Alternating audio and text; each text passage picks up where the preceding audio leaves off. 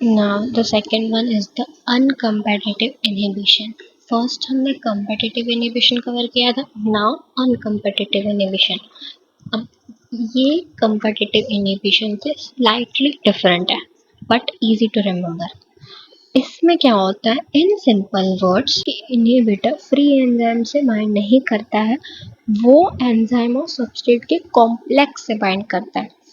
पहले वाले में कंपेटिटिव इनहिबिशन में क्या हुआ था कि inhibitor competes with the substrate, वो सबस्ट्रेट को बाइंड ही नहीं करने देता था और वो खुद जाके बाइंड कर देता था और उसके बाद EI कॉम्प्लेक्स बनता था, ES कॉम्प्लेक्स इनहिबिट हो जाता था। इसमें ऐसा है कि inhibitor binds only to the ES complex not to the free enzyme. वो फ्री एंजाइम से बाइंड नहीं करेगा, इनहिबिटर जाके ES कॉम्प्लेक्स के साथ बाइंड करेगा, तो फिर जाके इक्वेशन बनेगी ES कॉम्प्लेक्स ऑलरेडी प्रेजेंट है, उसमें इनहिबिटर आया और बाद में ESI कॉम्प्लेक्स बना। कंपेटिटिव इनहिबिशन में ऐसा होता था कि हमें इनहिबिशन अगर रिवर्स करना हो, स्टॉप करना हो, तो हम सबस्ट्रेट कंसंट्रेशन इंक्रीज कर देते थे, बट यहाँ पे ऐसा नहीं है। इनहिबिशन रिवर्स नहीं हो सकता सबस्ट्रेट कंसंट्रेशन इंक्रीज करके, क्योंकि यहाँ पे इनहिबिटर कंपीट ही नहीं कर रहा है सबस्ट्रेट के बाइंडिंग से, उसमें सबस्ट्रेट से कंपीट करता था वो सेम बाइंडिंग के लिए, सेम एक्टिव साइट के लिए, बट यहाँ पे कोई कंपटीशन नहीं है। That's why this inhibition can't be reversed. Okay, तो ये था नॉर्मल बेस की definition. This is for the book part, लिखने के बाद के लिए तो मैं वापस नहीं समझाऊंगी, ये सब आपके नोट्स के लिए कि आप ये लिख सकते हैं, जो मैंने समझाया वही सेम है।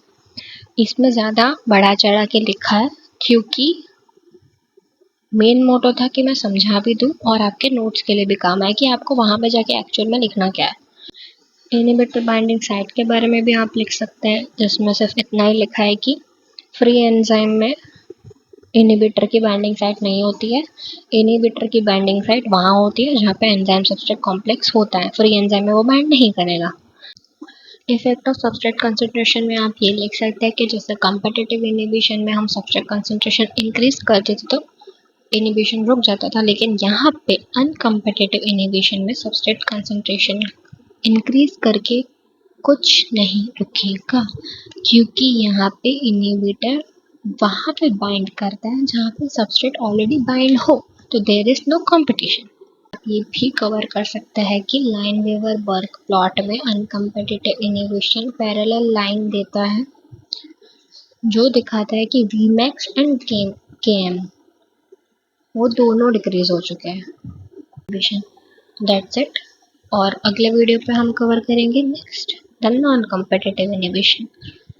तो हमने 2 ऑलरेडी कवर कर दिए हैं, आप यहाँ पे भी स्क्रीनशॉट ले सकते हो। That's it.